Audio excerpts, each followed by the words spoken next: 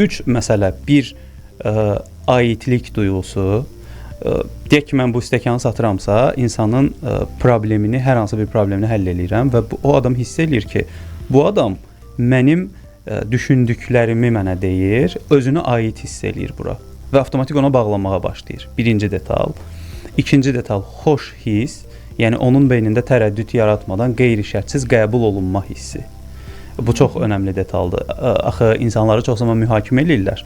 Amma sən reklam və ümumiyyətlə hər hansı bir vasitə ilə insanın beyninə qəbul edilmə hissini yaradanda, avtomatik səni artıq sorğulamır. Sorğulamırsa səni artıq qəbul eləmiş olur. Və üçüncü ən böyük detal insanı xoşbəxt eləyəndə. Negativdə alıcılıq olmur, sırf xoşbəxt hiss eləməlidir özünü. Çünki fikir verin, insanları həmişə xoşbəxtlik üzərindən ya yaxşı şeyə, ya pis şeyə sürükləyə bilirlər. Ona görə bu üç dənə bu duyğu prosesi marketinqdə çox ideal yer tutmuş olur.